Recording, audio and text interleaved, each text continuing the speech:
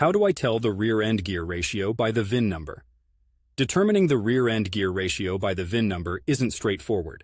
The VIN, vehicle identification number, primarily serves as a unique identifier for the vehicle, giving details about the manufacturer, model year, engine type, and other specific characteristics. However, it doesn't directly tell you the rear-end gear ratio. Here's how you can go about finding it. Check the VIN decoding resources. While the VIN itself won't directly list the gear ratio, you can use it to decode the vehicle's specifications. There are several online VIN decoders and resources that can provide more detailed information about your vehicle based on the VIN number. Sometimes these resources might give you insight into the axle type or configuration, which could hint at the gear ratio. Visit the manufacturer's website. Many vehicle manufacturers offer online resources or customer service hotlines where you can inquire about specific details related to your vehicle. By providing the VIN, you might be able to get information about the original build or options that your vehicle came with, including the rear-end gear ratio.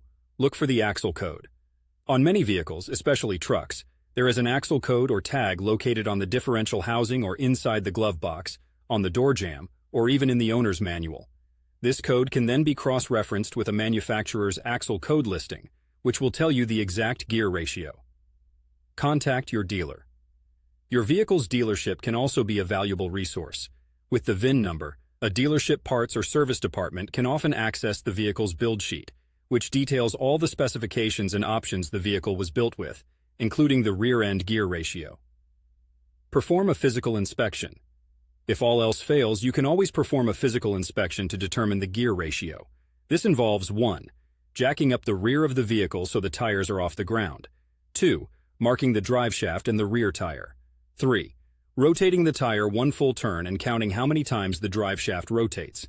The number of drive shaft rotations will give you the gear ratio. For example, if the drive shaft rotates 3.5 times for one turn of the tire, you have a 3.50 gear ratio. Each of these methods has its own degree of accuracy and convenience. Using the VIN might provide a starting point, but you often need additional steps to nail down the exact gear ratio. Good luck with finding your gear ratio.